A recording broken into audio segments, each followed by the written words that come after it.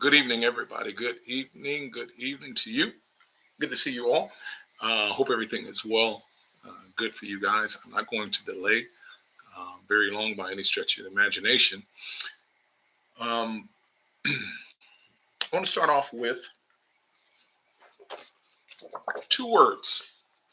Two words. And as you know, we are covering Psalm 27. Psalm 27. And it is going to be line by line, but I'm only going to do half. I believe roughly 7 verses, overbearing. And, but shalom to my good brother George Evans. Shalom, shalom, shalom to you. Psalm 27 is near and dear to my heart. I know that if you've been a person of faith for any stretch of time, you've heard it uh, so many times. Probably in some cases, maybe even at a funeral or wherever, whether it's for inspiration or whether it's for comfort. Um, I use it very often. It's always near and dear to my heart. The heart of Tehillim or Psalm, Perek Kaf Zain 20 and 7 are two words. Two words. Okay. And let me get them right side up first of all. These are, or this here, is what David, make sure I got this right, yeah, is what, oh no, I don't have it right, backwards, good grief. Heck of a teacher, you guys. But these here are, this is the word or, or, the Hebrew word, as you know, for light. Shalom to you, brother Marcus. Shalom to you, brother Aerospike. Or, as you know, the Hebrew word for light. Or. Okay, this is the foundation of this chapter. It's two things that David HaMelech uses to describe his God, his Elohim. So one, he says that Adonai is my light, but then he also goes on to say, and these are just the root words, of course, which is all you need. He says he is also his Yasha, Yasha, his salvation, his light and his salvation. So what I want to encourage you to do is this, whether you're watching this live or whether you watch it after it's live, grab yourself a pencil and a piece of paper. And the reason why I say a pencil is because with a pencil, there's no sin that can't be forgiven. You got an eraser on top, and you can always go back and erase your mistakes. A pencil and a piece of paper. And I want you to write down, out of the 7 verses that we will cover, write down the nouns and the verbs. I won't go deep into things about the tenses of the words and voice and all of these other things because I don't want this to be so sterile. I want it to be informative, but you also need to give yourself the opportunity to start writing down some Hebrew words, okay? So right off the top, and I'm going to go straight to the board here, try to stay away from the light colors. But David HaMelech, he says, well, let's just go here.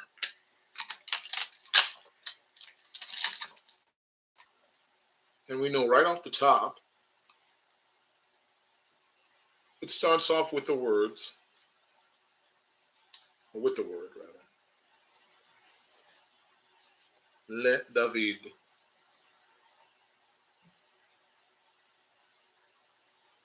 Le David. For David. For David. Of course, we're talking about David HaMelech. All right, the king of Israel, the great king, and out of his bloodline would come Messiah, Melech HaMashiach. So Le David. And he starts off with the words, Adonai Ori Weishi. Now, I'm not going to do a whole bunch of writing the name down. And I do use the pronunciation in situations like this. I use Adonai. So please don't be triggered. But I don't want to do a bunch of writing the name down and erasing it over and over again. So I will refer to it as Adonai, but I will use the hey with a slash next to it. And you will see this in some publications. And it's just short for Hashem, the name. Hashem, the name. Okay. So Adonai, he says, the Most High, Yahuwah, Yud Hey Waw Hey, he is Ori,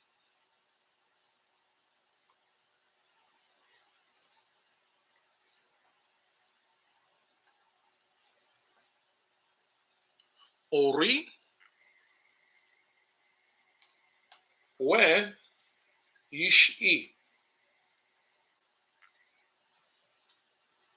And the brown is giving out on me. Can you believe that? Look at that. The brown is giving out on me. Of all colors to give out on a brother, why did the brown give out? So let's go back here and we will write Yish'i.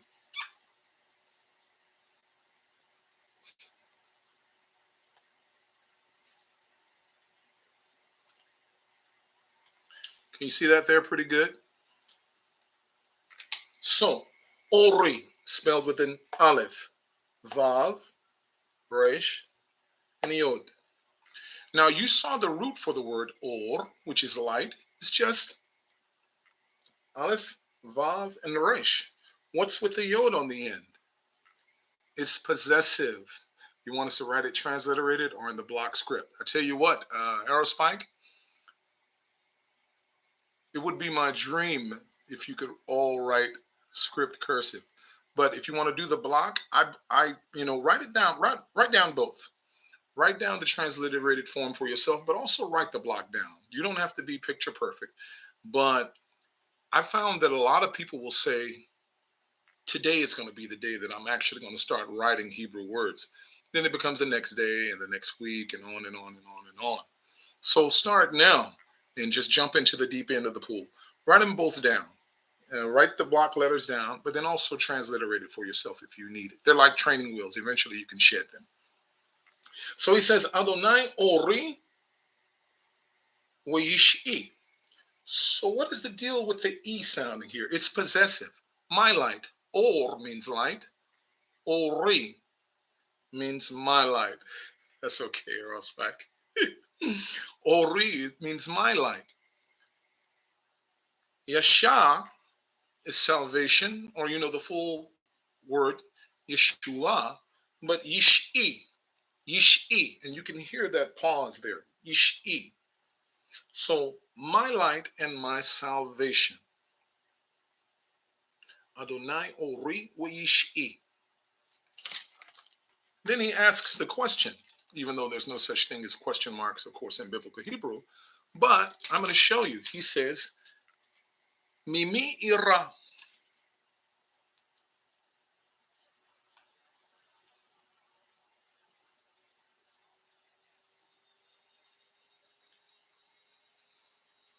Mimi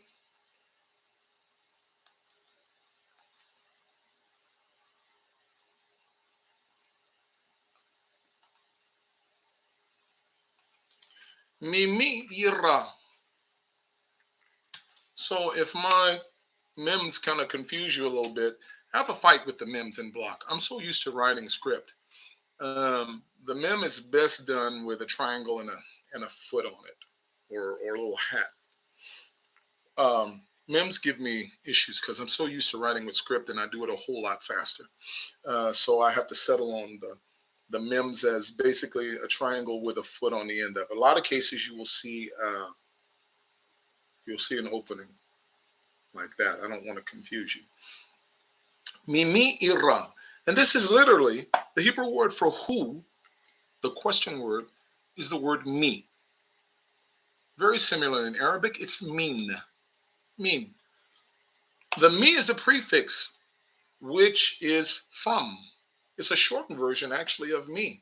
So mimi means from who, yira, will I fear. Mimi yira, from who will I fear?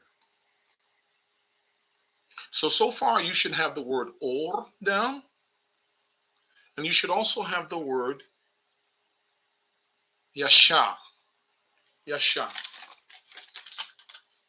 Take this and just reduce it to its root. Yasha. You should have or and yasha. Or being light, yasha being salvation.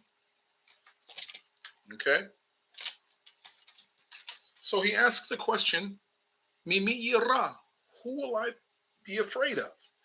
And of course, the fear that we're speaking of is reverential fear. Reverential fear. It's not dread and terror like, your dad walking into the room and you're doing whatever you shouldn't be doing.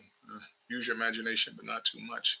Right? It's not that. It's the reverential fear. Okay, and that respect, that reverential fear. Mimi yira. He says, who will I be afraid of? And remember, this whole chapter is based on the fact that Yud He Vav He, he or who Ori, he is my light, the who Ishi, and he is my salvation. The next two words that you should have, basically for lack of vocabulary word, you should have the word Oz. Oz. Sounds a little guttural there, right? Oz, Oz, Oz. It means strength. It means strength, okay? Uziel. Uziel is one of the kings, or not Uziel, I'm sorry. Uziyahu was one of the kings of Israel that's mentioned in um, Isaiah chapter 6, the theophany, in the year that King Uziyahu died. Uziyahu. Oz means strength. Back to our chapter, the next verse says, Adonai Ma'oz Hayai. Ma'oz Hayai. He is the strength of my life. Ma'oz Chet Yod Chet Hayai. So Ma'oz, the strength, Hayai, of my life. Chai, of course, or Hai is the Hebrew word for life. Hai. But to make the word Hai or life possessive, to make it my life, you would say Hayai.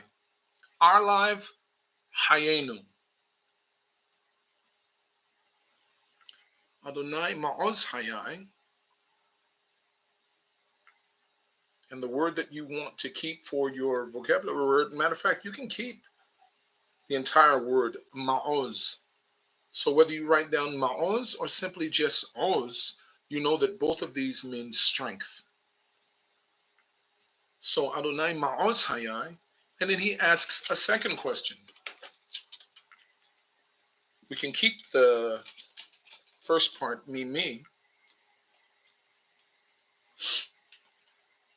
He says, me,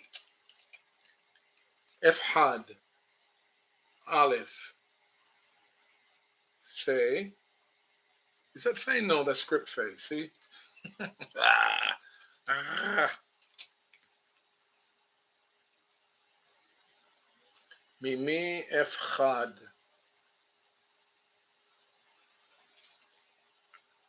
Aleph, fe, chet, and dalet. Efchad. Mimi efchad. From whom will I be afraid?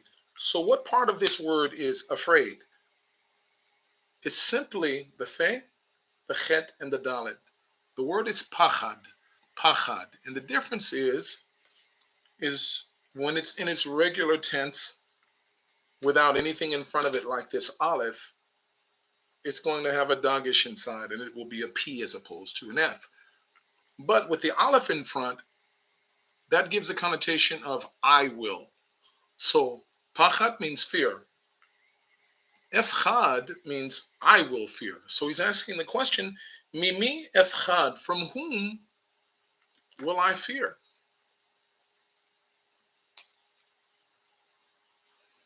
So again, just as a brief recap, you should have, let me make sure my brain is working right here. You should have, for vocabulary words, you should have or, or spelled with an aleph, vav, and a resh. You should have yasha spelled with a yod, shin, and an ayin. And you can always go back and look at this to write these down again and pause it. You should have ma'oz or simply oz, it doesn't matter, which means strength, spelled with a mem, ayin, vav, and a zayin. And you should also have chai, chet, and a yod. The word chai by itself is simply this. Chai means life. If you add the additional yod to make it chayai, it's my life. So from the top, before we go to the next verse, and then I'll explain a few words too.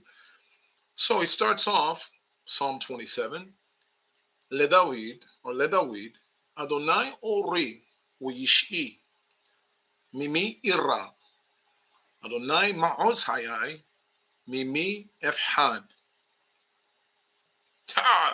Hey y'all, there's my brother on the screen, Bobby Royal, down there in Southern California. I'm up here freezing in the nighttime. No, not really. In the Bay Area, don't whine. Yeah, but he's got the beaches, Baywatch and petrochemical plants. Ah, the life. Good to see you too, brother. Good to see you. So Ma'oz Hayai, and he asks the question, Mimi Afchad, from whom will I be afraid? So I'm going to comment, and we only have a couple more verses to go back, and then I'll make sure that we have questions, time for questions that you can ask. So I saw recently on YouTube, there are a handful of textual critics out there who talk about the Bible and the various versions rather, and they talk about which ones are better, which ones aren't so great, which ones aren't so good. But one thing that they do that kind of bugs me a little bit, as a good old Texas guy puts a burr underneath my saddle, they say that it doesn't matter so much if you can read the Hebrew or you can read the Greek or you can read the Aramaic. They seem to believe almost in a consensus. I believe it's a very,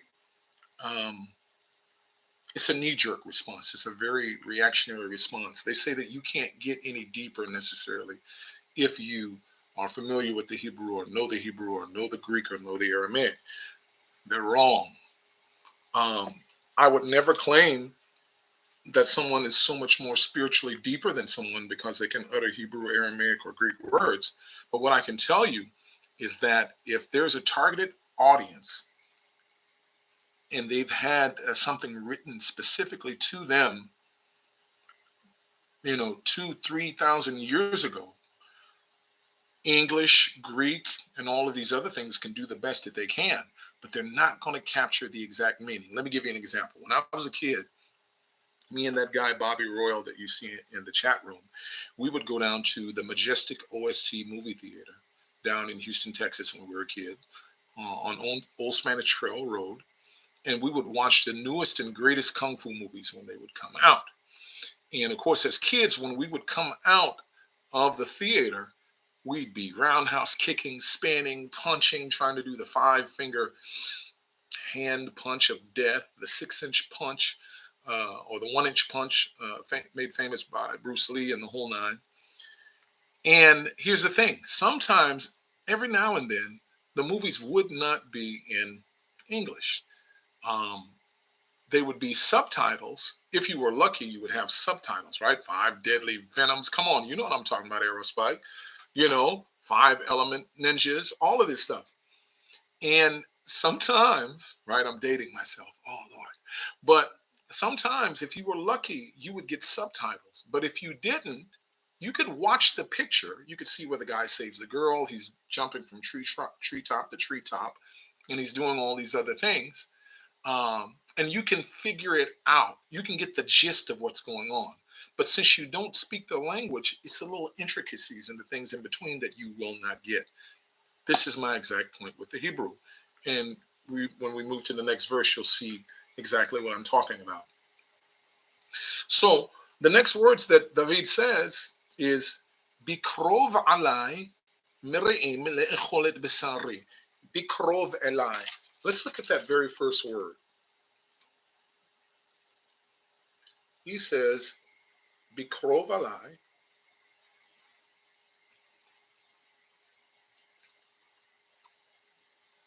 So as you notice, there's no cholem vav involved here, but it's been cantillated. Bikrov. Bikrov.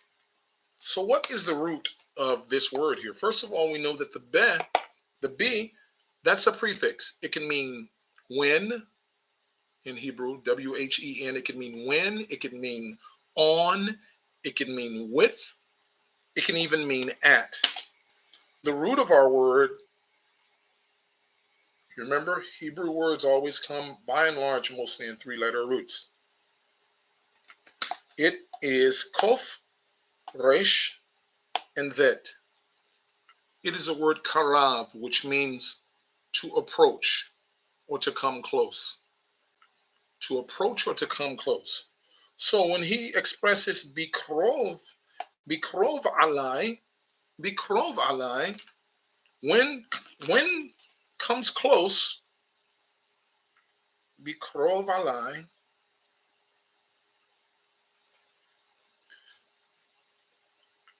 alai means upon me, upon me.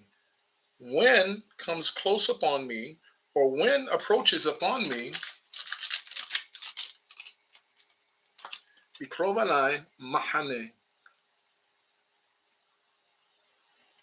Is that what it is? Wait a minute, am I lying to you here? Bikrov alai mereim. Sorry, almost. Bikrov alai mereim. Mereim.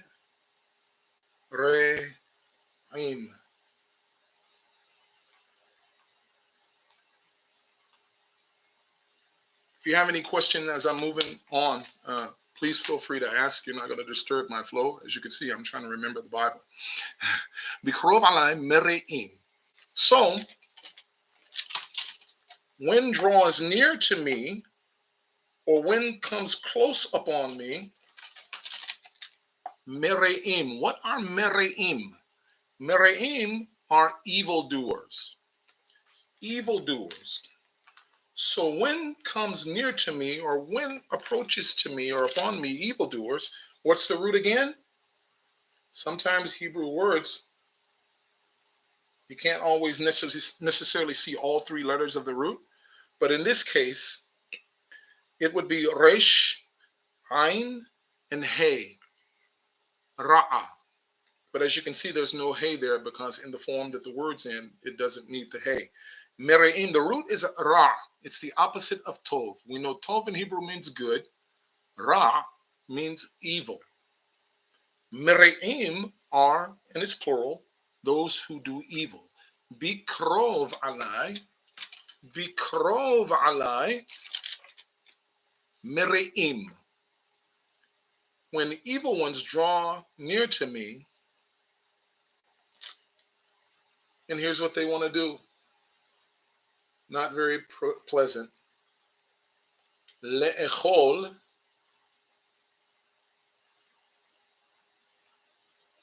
le'echol,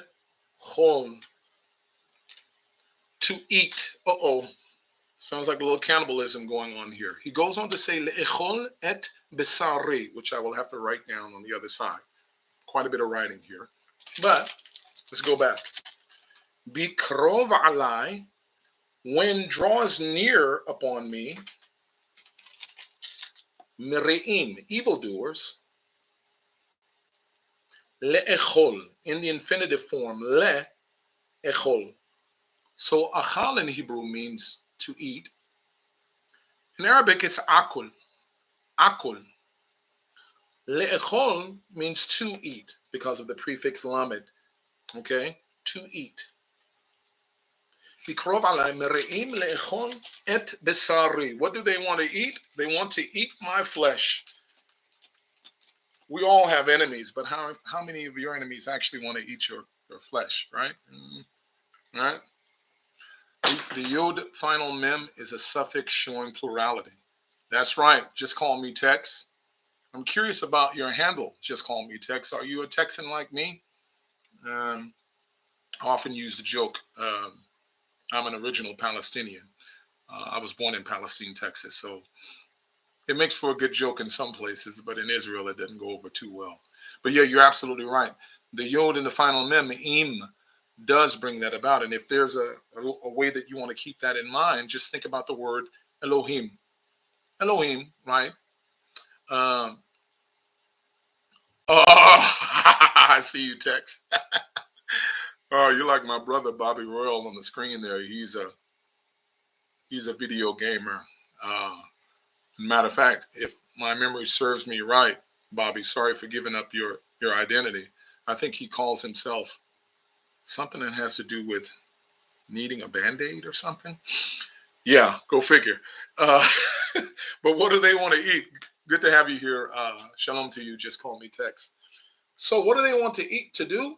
So keep in mind the definite or the direct object marker et, le'echol et, they want to eat et, what? Definite article ha, bisari. So the Hebrew word, you should write this one down as well too, as one of your words to have. Basar, bet, samech, and resh. Basar is flesh. Again, that e ending, ha bisari, my flesh. Basar, flesh. Bisari, my flesh. Or, light. Ori, my light. Yasha, salvation. Yishri, my salvation. So he says, Mereim, evildoers, they come upon him. What? Because le'echol et besari. Bikrov alai mereim le'echol et besari. One draws near to me, evil ones, to eat my flesh.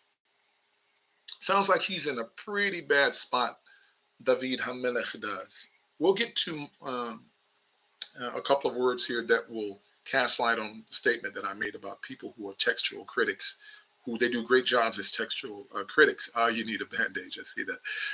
Uh, bandage. Their comments that they make about almost disparaging knowing the native language is what I want to draw attention to, and it's going to come up on a couple of words here. But when evil ones come upon me to eat my flesh, he gets a little bit more descriptive.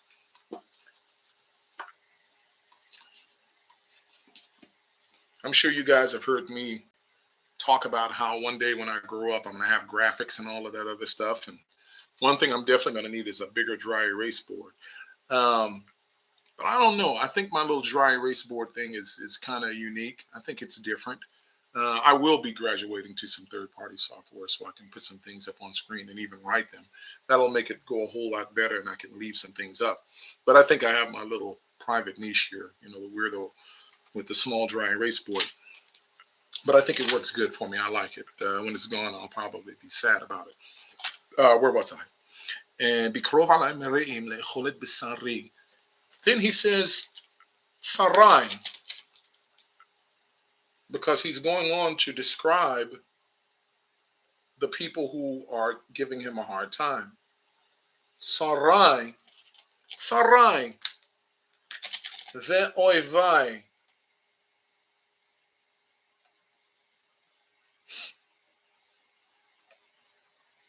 Sarai, ve'oi. Ooh, sorry about that, you guys. Sarai ve'oivai, and I'm going to stop at that word there, li.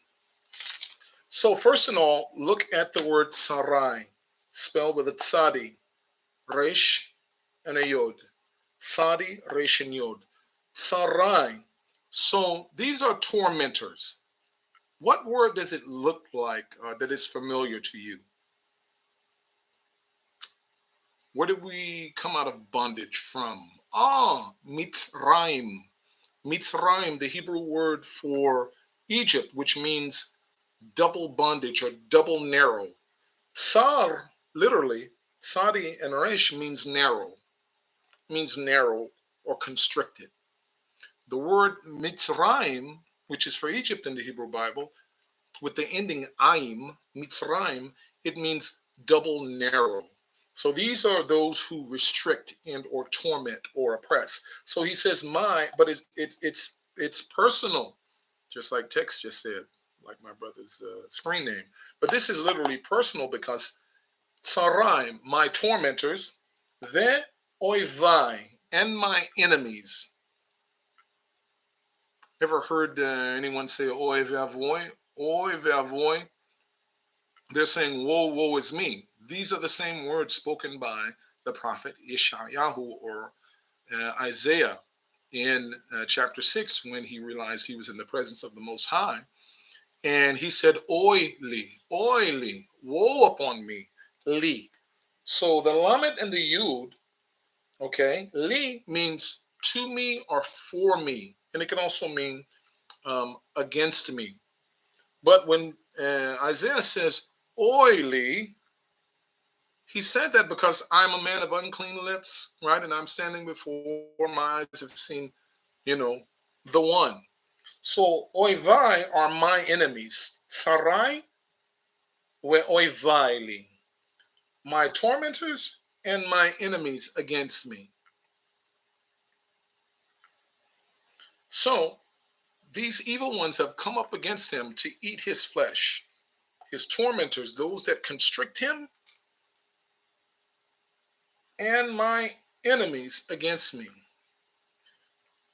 Here's where the tide turns. We're almost done. Here's where the tide turns, you guys. Here's what he says about them. Hema kashlu when nafalu. Hema kashlu when nafalu.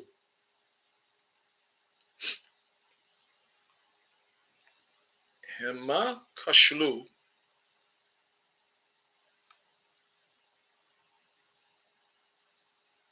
when nafalu.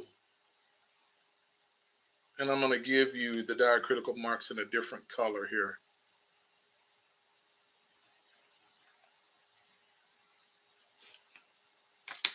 So remember, just like training wheels, diacritical marks, you don't really need them once you get a familiarity, but you can roll with them for a minute, right? Hema, this is what he says about those who gather against him and want to eat his flesh. Hema, they, because remember, he's speaking of Sorai, Oivai, my tormentors and my enemies. Here's what's going to happen to them. He uses the word for they, Hema, because he's talking about two different groups. Kashlu. Kashlu. You can also write down this word, kashal. It would be the kaf, shin, and the lamed.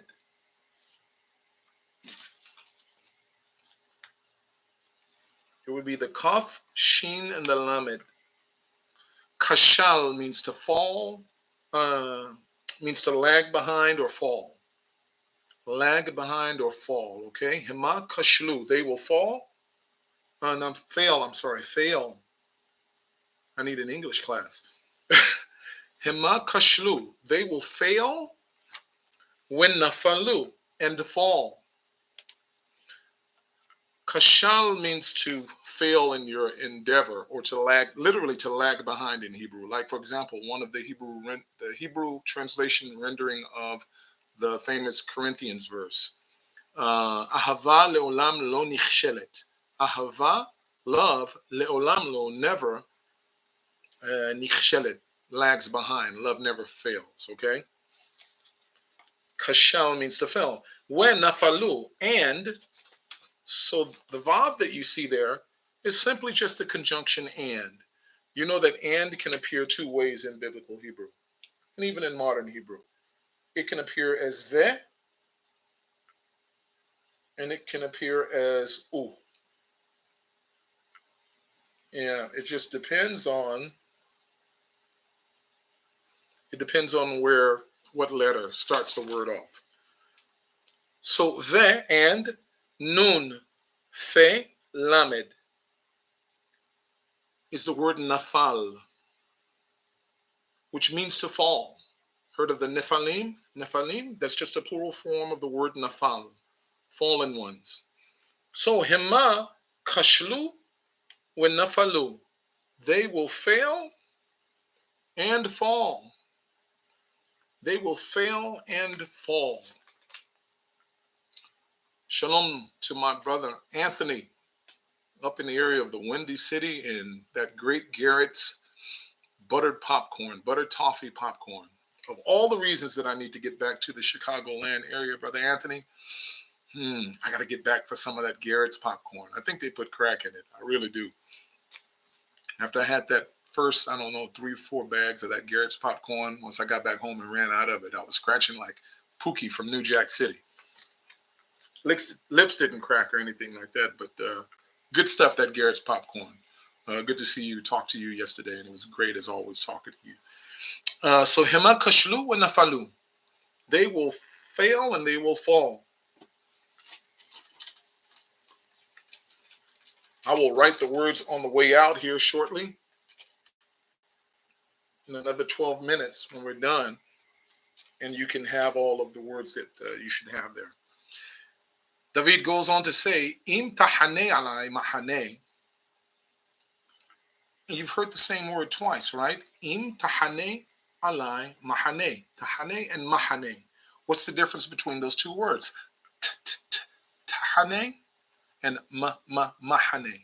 But they're the same words. But they're being used differently and the meaning is altered a little bit. So im tahane or tahane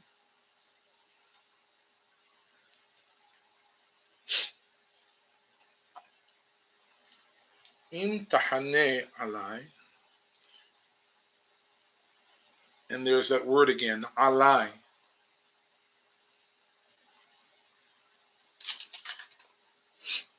So im, the Hebrew word for if, equivalent to if, English if.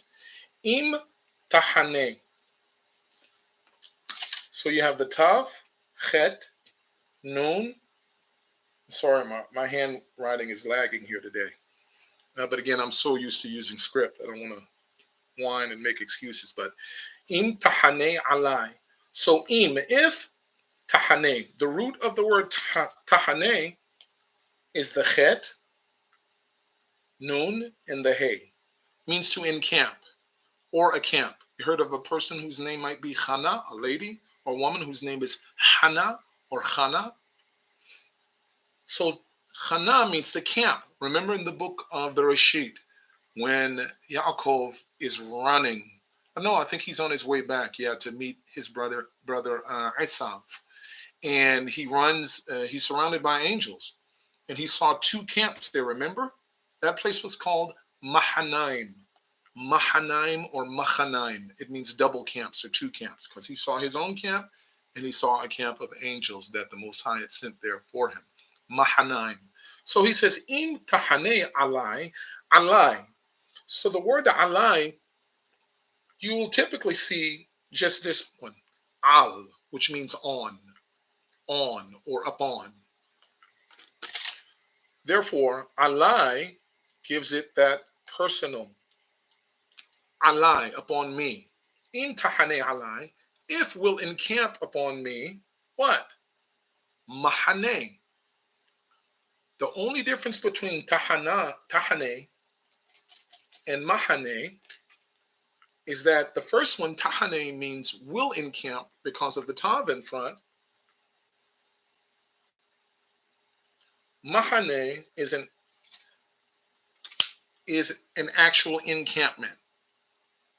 So he's saying, if will encamp against me an encampment, in tahane alai mahane. So if he sees people gathering up in preparation for war against him, this is what he's saying, setting camp about him.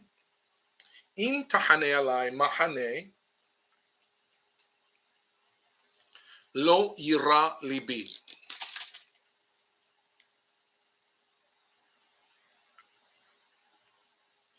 Lo being the Hebrew word for no. Yira will fear. Libi, my heart. So you notice there's a lot of words that have been made personal and possessive. So here's one of the suggestions that I want to make to you as I'm getting ready to wrap up here.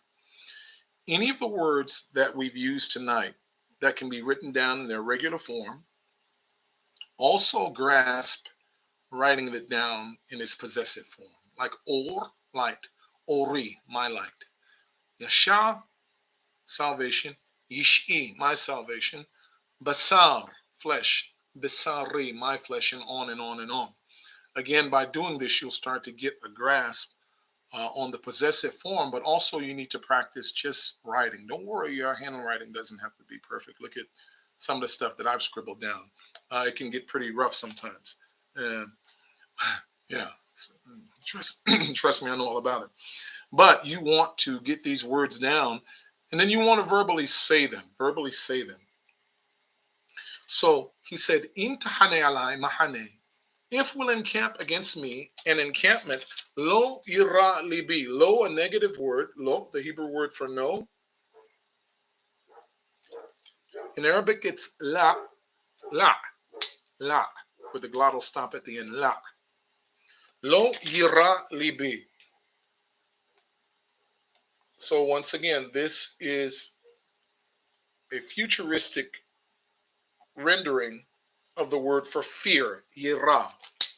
But he's saying, lo yira, no, or not will fear, libi, my heart. Libi. So we know in Hebrew, the Hebrew word for heart is lev. Lev. It's just a lamed and a bet. It loses the dot inside, right? It's lev. But when it becomes possessive, my heart, it goes from lev to libi.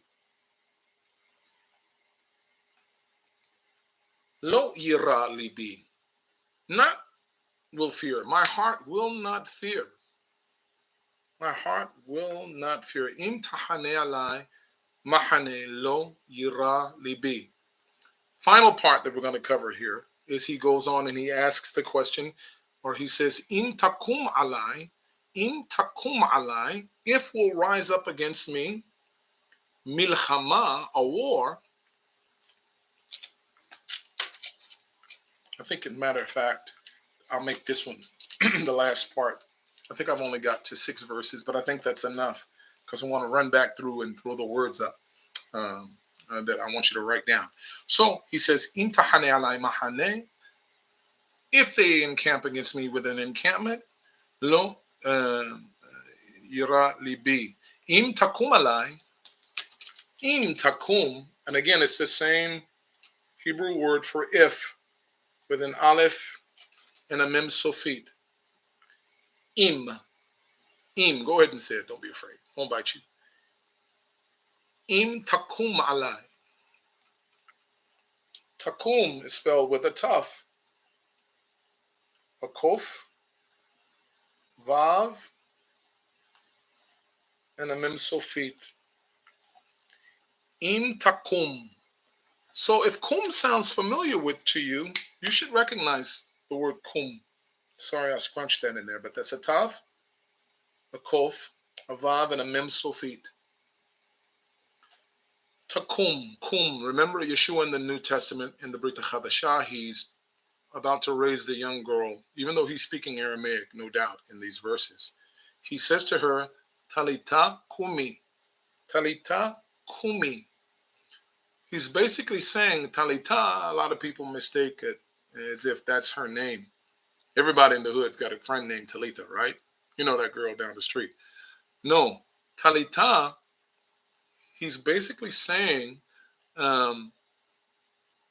there's someone, a young one, wearing a talit, and I get it, she's dead, she's passed away.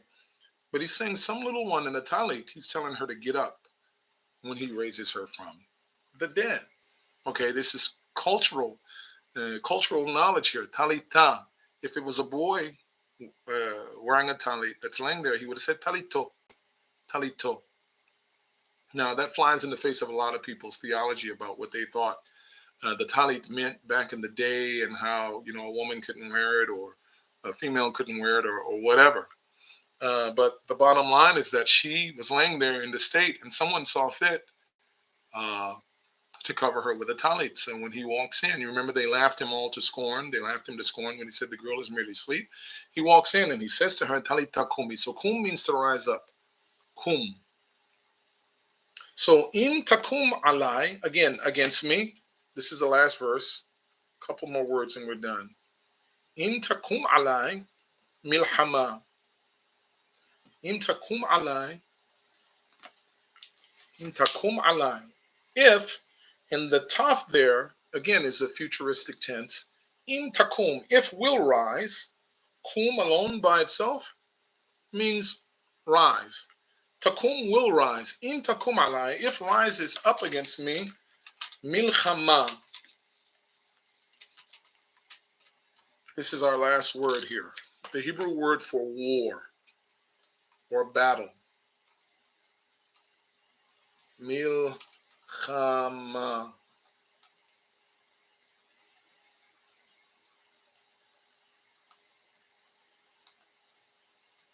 Milchama. War.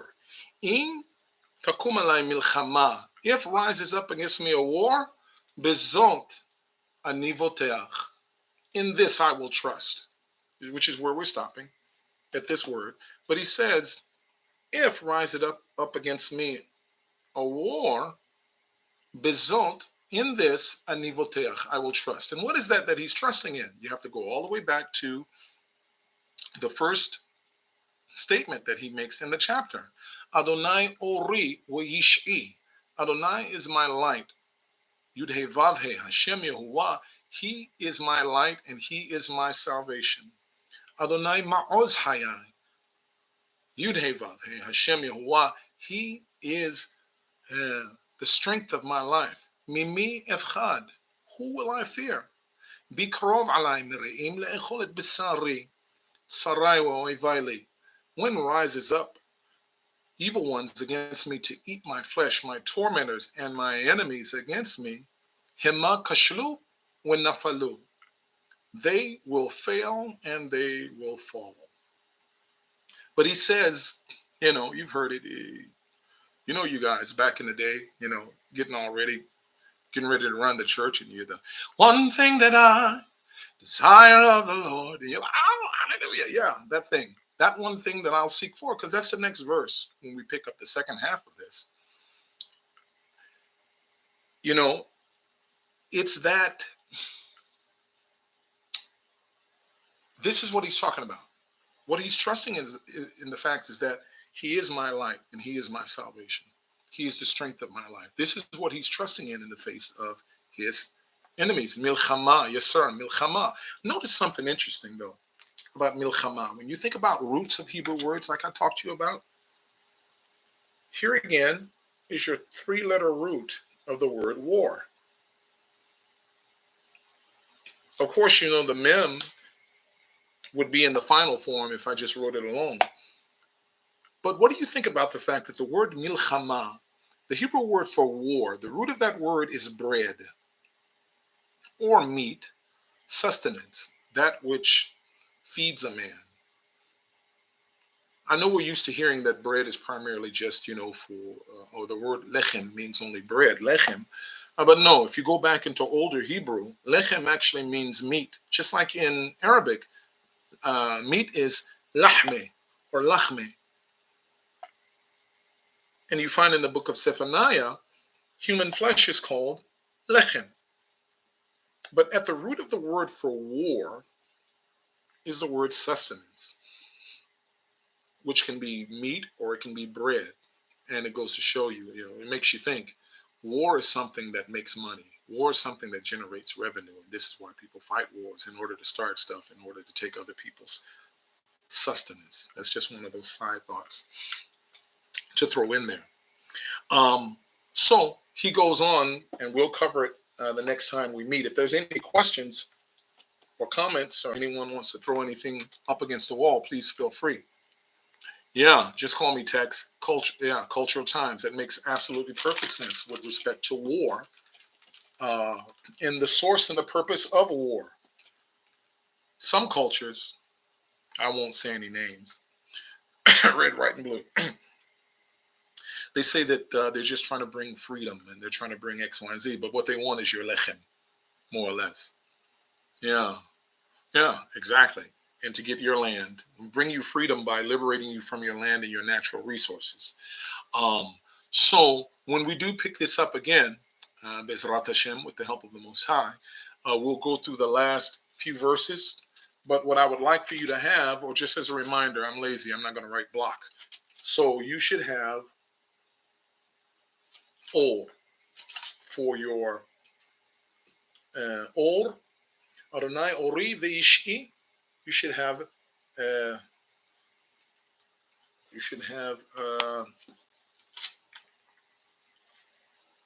Yasha Yod Shin Ain should be one of your vocabulary words. Adonai Ori Veishi Mimi Ira. Adonai Ma'oz Hayai. You should have Ma'oz. Mem Ain Vav Zain. Ma'oz Hayai. You should have Pachad. Pei Chet Dalet. See how easy that is, Arrow Spike? It is. You know what? Just call me Tex. It would be beneficial to learn the cursive. Well, you need to learn both of them. But no one really sits and writes block.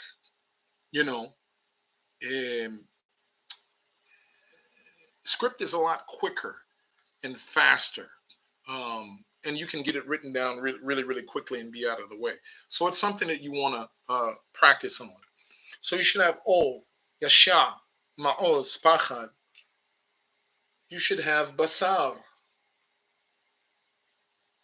Basar, flesh. You know, you can always rewind and roll back and take a look at what we had up there. So at any rate, I know this might have been a little bit whirlwind for some of you, but I want you to know that it's nothing as difficult as it seems or as people make it seem to be. And you have to jump in at some point, even if it's on the deep end of the pool. Start writing some of these words. Start using these letters. Go back, look at this video and take a look at the letters and write these words and start vocalizing them and saying them. The less you run away from it, the easier it will become. And then when we get into the second half of it, I didn't make it to this point, but we'll cover some of the things, again, that the textual critics have to say with respect to not knowing, or they kind of downplay the value of knowing the language, because I start trouble all the time. I kind of like trouble. But most of our Bibles are translated with a theological axe to grind. And if you're not familiar with the Greek, or you're not familiar with the Hebrew, or even the Aramaic, even though it's limited in the Hebrew Bible, you can swallow some things hook, line, and sinker. So we give our all, or gave our all, when we were kids in middle school doing book reports and doing a lot of other things. And you had to show that you had mastered what you read by answering questions. How much more important is it when you're talking about something that deals with your soul, the destination of your soul, how you live your life and what you give to your children, what you believe, what you take your last breath, shutting your eyes, Brother Aerospike, and believing. I think it's very important. So yeah, that's it for now. I want to thank you guys, every one of you who took the time to pop in and give me a little bit of your time. My hope is that you have a sweet and a blessed Shabbat. And a good weekend, that all goes well for you. And as always, shout outs to, again, my brother Anthony at Seeking God Film. Good brother, awesome brother who has been in the corner. Bavakasha, brother Marcus. Brother Anthony is a really good person. Low point in my life, he was obedient to the Most High, and he would drop me messages or give me a phone call at just the right point. And keeping up with me. Brother Aerospike is another good brother. Good to meet your acquaintance. Just call me Tex. And everyone who gave me a little bit of their time, Brother Marcus Jones up there. So, as always, I want to leave you with the Aaronic benediction. Um, the name of the Most High was never meant to be a secret or something that was locked away, never to be abused, but to be applied to the people. So, in the Torah, the Most High, Yud He Vav He, HaKadosh Baruch Hu, Yehovah, he commanded Moshe, his brother Aharon, and his sons to bless the people in this way. Why? Because he wanted his name to be upon the people, and he blessed them with these words. Yivarechecha Adonai be'yishmarecha, Ya'er Adonai panav elecha v'yichunecha, Yisa Adonai panav elecha v'yasem lecha shalom. May the Most High guard over you and keep you. May the Most High cause his face to shine upon you and be gracious to you. May the Most High lift his face upon you and give you his shalom, his salam, his peace. Why? What is peace? Well, peace literally means wholeness. And when we are not lacking anything, we don't have the tendency to bellyache and whine when we have everything that we need. And the biggest part of that lesson is understanding that when we have him, we do indeed have everything that we need. Shalom to you guys, and I look to see you all real soon. Be blessed. Yallah. Bye.